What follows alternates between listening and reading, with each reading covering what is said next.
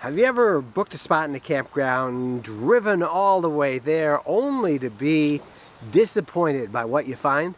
Well, wouldn't it be nice to be able to see that campground through pictures or video before you make that reservation?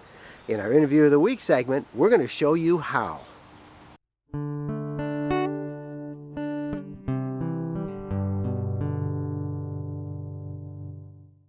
Well, Mark Kep joins us right now. And Mark, you are destroying a myth that you can't find good camping near Yellowstone. Tell us where you are right now. Yeah, it's fun. We're actually in a town called Ashton, Idaho.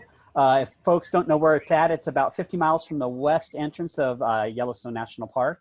It's located on US 20 in the state of Idaho, and we're staying in a park paying $30 a night. Place is deserted, full hookups, beautiful location, right in town. Well, before we even get into what an awesome site you guys have with campgroundviews.com, right away, you are helping to destroy a myth that you can't find a place to camp. And I admit there are times on this podcast and on YouTube where I've been very critical that, it seems like all the quote, good campgrounds are filled. And you're helping me understand that that's not necessarily true. We just might be looking in the wrong place. Yeah, it's actually it's a complex issue, and it goes into actually there's a perfect example. Recently, there was a news story about Ashton Kutcher. He got married, and he and his wife decided to do their honeymoon in an RV trip, and it's going viral. It's all over the place. Yep, and, I saw that. Yeah, and they're talking about how bad of an experience they had, and the reality is that their bad experience is because of a lack of information. And it's because they're going to the main places that everybody goes to, Google, Instagram, the news sources to find places to camp. And the reality is, while those are good for information, they're not good for campgrounds and RV parks. They don't show you what's around. And so, like Yellowstone's a really good example. A lot of folks, in their mind, they think if I want to go to Yellowstone in July and August, there's nowhere to camp. They're all booked up and I should just not go. And that's actually a false presumption, because the reality is there's hundreds of campgrounds in and around Yellowstone that provide different options. So Yellowstone is a really good example because the park is so big. If you want to go to Yellowstone, you're going to end up driving 100, 150 miles just to see Old Faithful anyways. So why not stay somewhere else where, you don't necessarily need to stay inside the park. You can stay outside the park or whatever. But the point being is that if you have the right information at your fingertips, you'll go there. And it goes to this underlying problem that we kind of are trying to address for the industry. And it's summed up by one word, and that one word is uncertainty. People are uncertain about what they're about to get into, and so they go to sources that they trust or that they think they trust, they think they know. We're trying to short circuit that and show people what places look like. So they may not be able to know about it, but we have video, we have pictures, we have 360 tours that allows them to physically see a campground or RV park and be able to know, hey, that's perfect for us, we'll stay there. I can't tell you how many times we have been on the road and it's, 6, 7 o'clock at night. I want to stop in the next hour and I whip out my All Stays app or whatever app I'm using. And I see a bunch of places out there, and some of them have reviews, but how many times I've gone to a spot and it's just terrible. It's not what we wanted. And I could have saved so much time. I spent a couple hours before we did this interview looking at your site. And why don't you walk everybody through a little bit? Tell them what campgroundviews.com is all about, how it works for the RVer who's traveling about. But before you do that, this is all free, right? You don't have to pay anything to be on your site. Right. Yeah, so I'll back up to the reason why we started Campground Views. And it started 9 years ago. My wife and I bought an RV and started traveling. And we used sites like Google and RV park reviews and whatnot to find places. And we kept showing up at all these parks. And it was, like you'd show up at the 10-star park, and it may have been 10 stars for the person who wrote the review, but it definitely wasn't 10 stars for us. And right next door was a nicer park for a cheaper rate, and they didn't exist on RV park reviews. And I kept saying, my God, this is insane. How come in the modern age we don't have this information? And finally, after enough of those experiences, we said, that's it. We're going to start something, and we're going to show people what parks look like. And so that was how the idea came to be. And since that time, we built it up. When you start a local directory, our entire database is hand built. We went city by city, state by state, found the information, found the parks, wrote descriptions about them, found their details, and put it in there. It's actually our proprietary data that we found in these parks. We're constantly adding new ones. We're constantly updating it. So it's an ongoing battle. So it starts with that underlying information. But then the next thing that we added, and we're now at almost 30,000 photographs of campgrounds and RV parks across the U.S. And these aren't pictures of people, barbecuing and whatnot. They're pictures of the sites, the roads, the area. What do the amenities look like? So they're not exciting pictures, but if you're looking to go camping, they're very important because now you know what the place looks like. On top of that, we started adding videos. We have over 3,000 of them now. And they're regular videos that just show, they're pans of the campground, the amenities, the roads, all the stuff that as a camper or RVer, you want to see before you make a decision to go there. Can my RV fit there? Will there be a satellite signal? Are the trees encroaching on the site? What do the neighbors look like? All those type of questions answer with those videos. And then fast forward to about 2 years ago, the technology of 360 video came out. And we immediately jumped on that. And we've now produced over 300 360 videos. These are like Google Street Views, but for campgrounds and RV parks. We now have every single major Western national park. So every national park west of Mississippi River, we have all those campgrounds on 360 video. In addition to that, we also work with a lot of private parks, and we have their parks with 360 videos, because the reality is, as a camper, as an RVer, or even as a park operator, the ability to show and see a place is the difference between somebody going there and somebody not going there. So how then do you make your money on this? If you're giving this away, there's some cost in getting all this video, running the website. You must have some kind of a deal then with the campgrounds themselves. How do you find yourself funded? Okay, so the website itself gets, right now our stats, we're getting about 200,000 people a month coming into the website and using it and organically using it. So much like a Good Sam or whatnot, we sell advertising on there because parks want to be first so they can feature their park and become the top of the listings, or they put banner advertising. There's a fine line we walk. So we want to be a very good information source, and we don't want to sell out at the same time, right? Because we want to provide really good information. We don't want to bias it. So for the advertising, we provide those advertising options.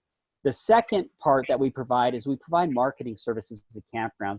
If you've traveled around enough to know that the vast majority of campgrounds have terrible websites, terrible information, bad pictures, all that stuff that you're going to look for as a traveler, they don't have it. And so we help those parks get that right information. Yes, and so like we have a park, it's Natural Springs Resort is in New Paris, Ohio, right off the interstate in the middle of nowhere. You would never know about it unless you're actually looking for it. They have this natural spring lake, and they allow scuba diving. Absolutely beautiful location. So what we did is we built their website. We produced some videos for them, did the 360 videos and all that type of stuff. And what ended up happening is the right guests are now able to find them and come into their park. The first 3 months of this year, their online reservations went up by 244%. So what we do is we help these parks reach the right guests, because if you have the right guest, if you're the right guest for a park and you end up at that right park, you're going to go back, you're going to have a good time, you leave good reviews, all that type of stuff. All that happy stuff ends up. Back to this whole idea of campgrounds, we never make reservations ever. Unless, I don't want to say ever, there's always a chance where you have to do that. But how easy is it? Pretty much always find something within a reasonable distance of where you want to end the night with your website. We're the same way. We actually, our RV, I'm actually in our RV, is 44 feet long. It's a fifth wheel, 44-foot fifth wheel. We hate making reservations, and we don't generally make reservations. So I know you travel in a much smaller unit, so you have that advantage where you can fit into almost any state. And so the answer is, it's actually relatively easy to find a campground. And Yellowstone's a perfect example. We made the reservation for this park we're at the day before we arrived here. I simply searched West Yellowstone, found the parks I was interested in staying. One of the big gaps is finding availability. So you have to call them, obviously, hey, do you guys have a site or whatnot? And then just work down that list of places we wanted to stay. And then, on this one, like I said, we're paying $30 a night for it. If you go into West Yellowstone, it's $65, $70 a night. So all of a sudden math starts making sense there. We're in this area for 2 weeks, 14 days at $60 versus 30. We're saving some money on staying here. And what we found is, if you're familiar with Yellowstone and Grand Teton, this Ashton is located on the outlet of a road called Grassy Valley Road, and that road comes in from the Rockefeller Parkway, which is between Grand Teton and Yellowstone National, right where Flag Ranch is, if you're familiar with the area. And it's a dirt road. It's about 20 miles long and goes through this absolutely beautiful area. And it pops out right here at this campground. So we actually have a back way to get into both parks if we want to go that route. It's a little bit longer of a drive. You're not doing 50, but you're going through an amazing area. We saw deer and moose out there last time we drove it. So, you know, it's basically the point being that if you're looking to go, and it goes back to the article I wrote for RV Business. One of the biggest problems in the industry is there's this assumption that because so many RVs are being sold, which is true, RV sales are absolutely blown up. There's this assumption that we're going to run out of places to camp, and it's just an assumption it's flat out wrong. It's a wrong assumption. There are plenty of places to camp. The problem will be is if you absolutely need to stay at this one park on this date, and it can't be any other choice, then you're going to run into issues. And so I've talked to some folks they're complaining about places like Los Angeles, San Francisco, New York City, these big locations where real estate's so expensive, all the RV parks have been sold and turned into condo complexes. Yeah, you're not going to be able to stay in downtown LA. But if you want to stay in LA, there's actually about 35 parks within a 30-mile drive of LA that are out away from the city, nice locations, and you can find them if you look for them. I think that there's another issue that is in there, and that is the condition of many of those parks. I mean, I have often said, not meaning it facetiously at all, that they're more ghetto-ish than they are, nature-ish. And there's some really bad parks out there that need a lot of work. The Wi-Fi doesn't work. The sewage system doesn't work. The bathrooms are in horrible condition. And a lot of them have been used by transients and long-term workers and haven't been maintained. That's the biggest issue I have found out there. And why I think your site is so good is you can quickly weed out the ones that you don't want to be seen in at all and find one that meets the criteria you want. Yeah, that's true. And then one of the things, if the place is a dump, we'll actually say it's a dump on our listing. And we get some pushback from that. And especially like my sales reps, when they're calling these parks, are like, oh, we can't say that. And I'm like, well, don't call them because I'm not going to sell advertising to that park. It's a dump. I don't think people should go there. And so we'll specifically say if there's a place that's scary. One of the things on that issue of these parks that are run down, one of the things about the industry is because it's become so popular, there's actually a lot of money coming into the industry. A lot of folks are buying up these rundown RV parks and fixing them up. And so we've seen that a lot, especially around major cities or major destinations where there's new investors coming in. So we've definitely seen this around the major cities where these parks that used to be a lot of long-term tenants and are really run down are being bought by investment groups or investors, and they're starting to put money into those parks. And so, there's some that are dumps, and we'll directly tell you that, and we'll actually show it to you.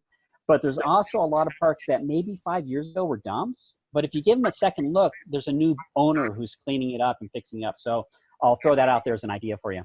Well, I hope so, because I think it's a major issue. And I know I hear a lot from readers who are very disillusioned with it. They bought all the imagery that the industry says, and then they have found the reality sometimes is not what it matches. But I think that's why boondocking has become so popular. And you know that it is going to get better because there's money to be made, and that's good. Well, campgroundviews.com is the website.